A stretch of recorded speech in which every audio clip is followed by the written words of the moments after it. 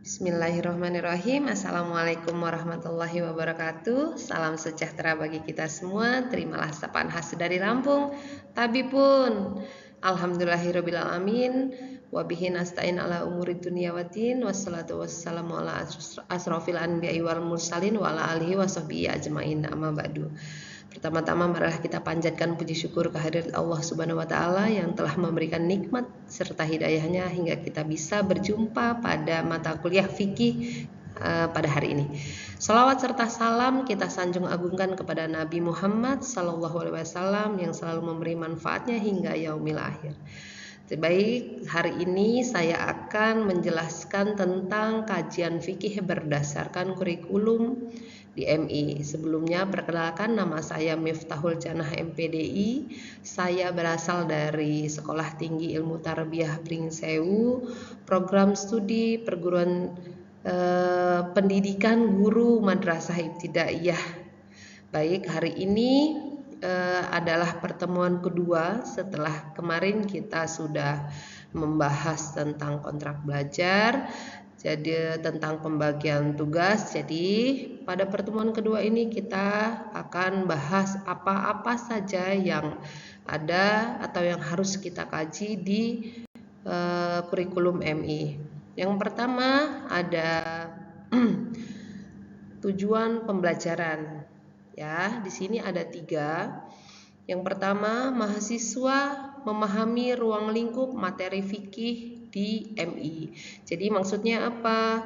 Jadi ruang lingkup di MI itu banyak ya, karena banyak bahasannya yang harus kita cari, karena tidak hanya ibadah tapi ada juga muamalah atau interaksi sosial menurut syariat Islam. Di tingkat MI, ruang lingkup materi fikih disesuaikan dengan kemampuan dan kebutuhan siswa usia dini agar lebih mudah difahami dan diamalkan dalam kehidupan sehari-hari. Jadi yang kedua, mahasiswa mampu menganalisis struktur dan kedalaman fikih. Jadi memahami struktur dan kedalaman fikih ini adalah bagaimana ilmu fikih itu tersusun dan terbagi menjadi beberapa bagian yang saling terkait. Mahasiswa harus mampu mengidentifikasi dan memahami bagian-bagian utama dalam fikih.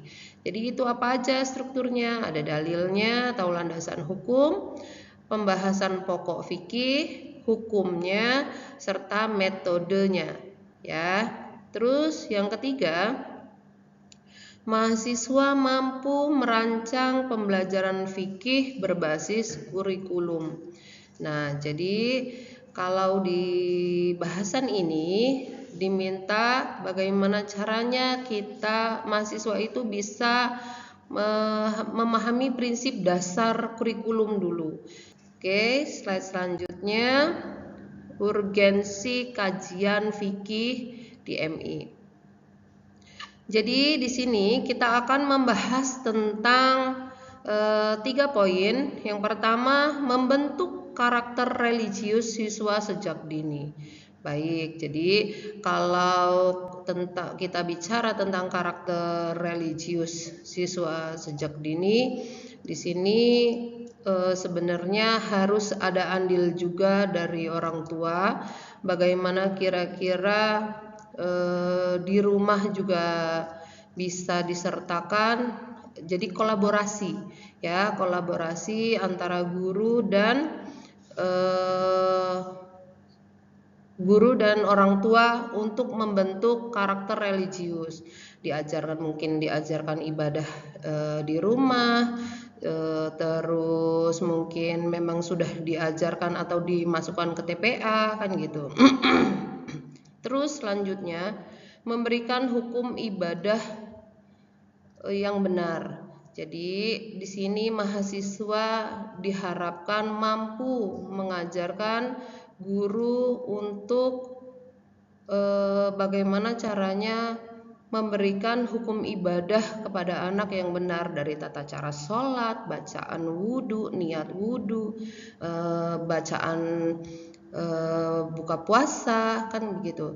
Terus yang ketiga, menumbuhkan kecintaan pada ajaran Islam.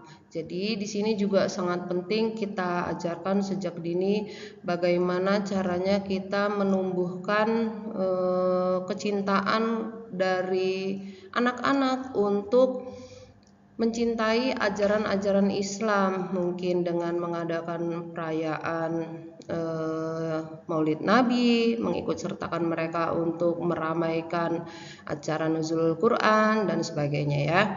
Baik, meningkat selanjutnya ada cakupan materi fikih di MI berdasarkan K13. Oke, kurikulum 13 ya. Jadi di sini ada dua bagian yang dibagi. Yang pertama kelas 1 sampai kelas 3. Nah, di sini diajarkan dasar ibadah. Dasar ibadah yaitu apa saja? Yang pertama wudhu.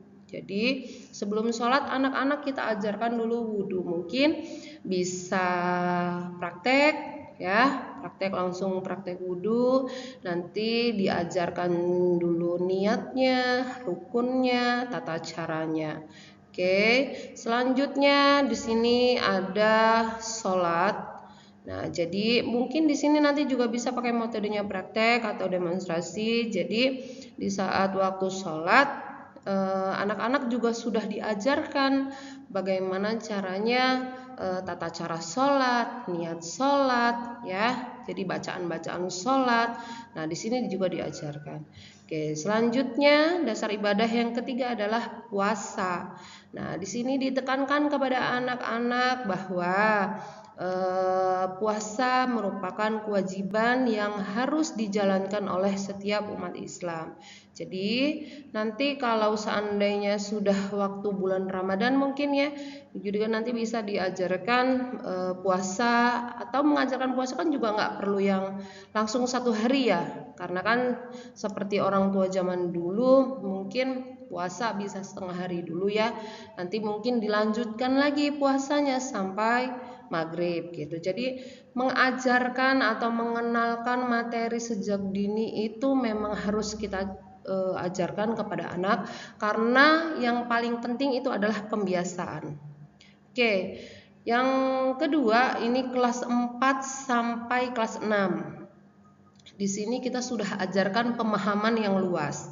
Pemahaman luas tentang apa? Tentang zakat, haji, jual beli, toharoh, dan munakahat. Jadi kalau kelas 4 sampai kelas 6 ini memang kita sudah meningkat ke agak lebih tinggi, tapi mungkin tidak disesuaikan dengan anak-anak umurannya gitu, karena ini kan masih. Selanjutnya contoh materi fikih di MI. Jadi di sini ada 4 bagian. Yang pertama tata cara wudhu, menjelaskan dan mempraktikkan wudhu. Ini seperti yang saya tadi sampaikan bahwa di saat kita menjelaskan tentang materi wudhu mungkin bisa kita praktekkan langsung. Jadi pas pelajaran wudhu kita ajak anak-anak mungkin untuk demonstrasi langsung atau praktek langsung bawa ke tempat wudhu, mungkin nggak masalah, bahkan lebih baik, karena yang saya dulu dapat dari kuliah, jadi lebih baik di saat kita mendapatkan materi yang berbau praktek mungkin ditekankan langsung di praktek dulu. Jadi mungkin penjelasannya bisa kita lakukan pada saat praktek gitu. Terus yang kedua, sholat 5 waktu, memahami syarat dan rukun sholat. Ini tadi juga sudah saya jelaskan bahwa di saat sholat, bahkan materi sholat kita juga bisa gunakan waktu zuhur atau waktu duha. Kalau memang di negeri kan biasanya jam 12 sudah pulang ya, jadi mungkin bisa dipakai waktu duha untuk melaksanakan sholat. Tapi kalau memang biasanya di MI kalau yang pulangnya mungkin lebih dari waktu zuhur, bisa kita pakai waktu zuhur untuk praktek sholat 5 waktu menggunakan bacaan-bacaan sholat yang tepat gitu. Nah, yang ketiga ada zakat dan puasa. Nah, ini juga bisa disertakan seperti bagaimana caranya kita membayar zakat, berapa takarannya, zakat apa saja yang harus kita keluarkan gitu. Ya, jadi bisa lebih lebih terstruktur ya penjelasan dari zakat dan puasa. Kalau puasa mungkin nanti bisa langsung dipraktekkan di saat tidak hanya dengan menunggu Ramadan sih, cuman di saat puasa Senin Kamis kita ajarkan juga bagaimana caranya puasa sunnah kan gitu. Terus yang keempat ada haji dan muamalah. Ini menjelaskan rukun haji dan etika jual beli. Jadi selanjutnya tantangan pengajaran fikih perbedaan mazhab dan praktik. Ini kurangnya fasilitas praktik. Nah, ini biasanya di sekolah ini kurangnya tempat wudhu, alat peraga, terus motivasi siswa yang rendah. Jadi terkadang mahasiswa ini kurang motivasi dari kita, ya, makanya mereka males-males, ogah-ogah gitu. Terus selanjutnya strategi pembelajaran fikih di MI. Di sini yang pertama adalah kontekstual, yaitu pembelajaran contoh pembelajaran kontekstual, pembelajaran yang berbasis project atau PBL yang dikenal kita PBL ya, project based learning, misalnya pembuatan video tutorial tata cara wudhu dan sholat. Terus pembelajaran berdiferensiasi, memberikan pilihan aktivitas siswa sesuai gaya belajar. Terus reflektif, ajak siswa menulis dan bercerita. Oke, terus praktik ibadah. Nah, kalau praktik ibadah biasanya langsung yang tadi saya bilang di saat waktu zuhur mungkin bisa langsung praktek sholat gitu. Di saat bulan Ramadan langsung diterapkan untuk puasa gitu ya. Terus media visual dan simulasi. Simulasi itu merupakan metode pembelajaran di mana siswa menirukan atau mempraktikkan situasi nyata. Yang kalau jadi contohnya praktek wudhu, tayamum langsung gitu. Jadi ada simulasi sholat berjamaahnya gitu ya. Terus metode diskusi, ceramah dan tanya jawab. Kalau ini sudah biasa dilakukan, jadi menjelaskan materi, terus melakukan tanya jawab kira-kira apa saja yang belum dipahami. Nah, sekarang peran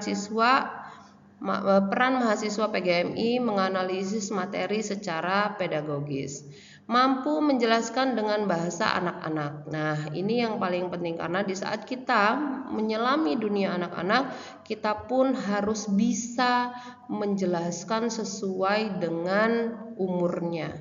Yang kedua, mampu menyusun RPP dan LKPD berbasis fikih. Jadi kalau kita nanti mengajar, biasanya ini ada tagihan-tagihan yang harus dilaksanakan atau dibuat. Langsung selanjutnya contoh tugas mahasiswa analisis materi fikih MI kelas 4. Di sini ada zakat, jadi nanti dijelaskan apa kompetensinya, contoh KI 1-nya tentang spiritual, tentang apa, menerima dan menjalankan ajaran agama. Terus KI 2-nya apa, KI 3-nya dan KI 4 ya. Nah, terus bagaimana metode yang tepat? Jadi gunakan metode yang tepat untuk zakat. Contoh metodenya, metode kontekstual, demonstrasi atau simulasi, cerita atau storytelling gitu ya. Terus buat media pembelajaran yang menarik untuk siswa MI. Nah, kalau ini bisa kita mungkin gunakan poster atau infografis zakat. Terus kita buat kartu bergambar zakat, atau kita buat video animasi yang edukatif. Terus selanjutnya penutup. Jadi kajian fikih MI bukan hanya soal konten, tetapi juga cara menyampaikan kepada anak-anak dengan metode yang tepat dan menyenangkan. Ilmu yang diamalkan sejak dini akan membekas sepanjang hayat.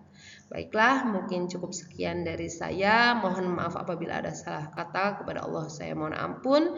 Wabillahi taufiq wal hidayah. Wassalamualaikum warahmatullahi wabarakatuh.